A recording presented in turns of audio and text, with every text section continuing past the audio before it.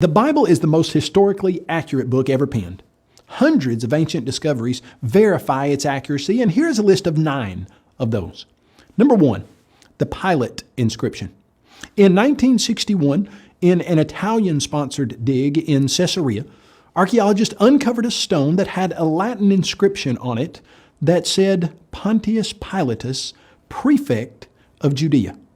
That Pilate is mentioned in the gospel accounts on several occasions. You read in John 19:29, Pilate then went out to them and said, "What accusation do you bring against this man?" The find verifying the New Testament statement that Pilate was the prefect of Judea. Discovery number 2, Hezekiah's tunnel. In 2 Chronicles 32:30, we read a statement that says, "This same Hezekiah also stopped the water outlet of Upper Gihon and brought the water by tunnel to the west side of the city of David." You would think that if a king had dug a tunnel under Jerusalem, we would be able to find it, and that's exactly what we find. A huge tunnel that matches perfectly the biblical description of Hezekiah's tunnel. Discovery number 3, the Taylor Prism. In 1830, a man by the name of Robert Taylor uncovered a 15-inch tall clay cylinder. There are 500 lines of written text on this clay cylinder, and it was put there by a man named Sennacherib. Well, Sennacherib was a king of Assyria that you read about in the Bible. On the clay cylinder, here's what Sennacherib said. As to Hezekiah the Jew, he didn't submit to my yoke. I laid siege to 46 of his strong cities, walled forts, and to the countless small villages in their vicinity, and conquered them by means of well-stamped earth ramps and battering rams. It's interesting when you compare Sennacherib's statement of what he did with the biblical statement of what he did. In 2 Chronicles 32:1, we read, Sennacherib, king of Assyria, came and entered Judah. He encamped against the fortified cities, exactly like Sennacherib says he did. Discovery number 4, the David inscription. For many years, people said that David was a figment of the Israelite imagination because no archaeological finds had been discovered that verified his existence.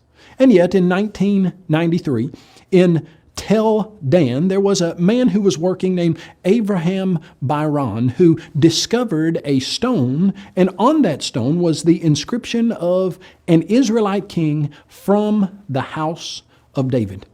The Bible uses that very designation in 1 Kings 12, verse 19. The David inscription validated the biblical text. Number 5, the Moabite stone. Found in 1868, it's a black basalt stone that measures about 3.5 feet high, 2 feet wide.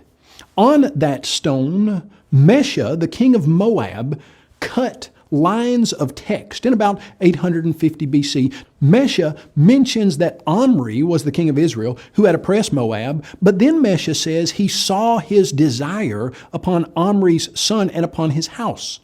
The Mesha stone cites Omri as the king of Israel, just as 1 Kings 16, 21 through 28 indicates. Furthermore, it mentions Omri's son, Ahab, in close connection with the Moabites, just as 2 Kings 3, 4 through 6 does. In addition, both the Steel and 2 Kings 3, 4 through 6 list Mesha as the king of Moab, and it further names the Israelite tribe of Gad and the Israelite God Yahweh. Another validation of the biblical accuracy. Number 6, the Nazareth house. In 2008, a skeptic named Rene Salm wrote a book that he claimed destroyed Christianity once and for all. He said that Jesus could not have existed because there was no town of Nazareth in the 1st century. In 2009, an archaeological discovery was announced that they had found a small house in Nazareth that dated to the 1st century. The house was only about 900 feet square total, but it was large enough to provide evidence of the Bible's accuracy. Number 7, the Cyrus cylinder. In 1879, Hormuz Rassam found a small clay cylinder. It's about 9 inches long, and it's now in the British Museum of Natural History. In the ancient city of Babylon, he uncovered this, and this clay cylinder was commissioned by King Cyrus. And it had an inscription on it about his victory over the city of Babylon and his policy toward the nations he had captured. And the text said, "I returned to these sacred cities on the other side of the Tigris, the sanctuaries of which have been in ruins for a long time, the images which used to live therein, and established for them permanent sanctuaries." The policy, often hailed as Cyrus's Declaration of Human Rights, coincides perfectly with the biblical account of the ruler's actions, in which Cyrus decreed that the temple in Jerusalem would be rebuilt and that all the exiled Israelites who wished to join in the venture had his permission and blessings to do so. You'd read that in Ezra chapter 1, verses 1 through 11. This little 9-inch long clay cylinder stands as impressive testimony that validates the biblical accuracy. Number 8, the discovery of the Pool of Siloam. In 2004, a majestic stepped entrance to the Pool of Siloam was uncovered in the area known as the City of David. In John chapter 9, verse 7, we read that Jesus said to a blind man, "Go wash in the Pool of Siloam," which is translated sent. So he went and washed and came back seeing. Validation once again of the biblical accuracy. Number 9, the Hittite tablets. For many years, people made fun of the biblical text and said it mentioned people and places that never did exist. One of those groups was the nation of the Hittites.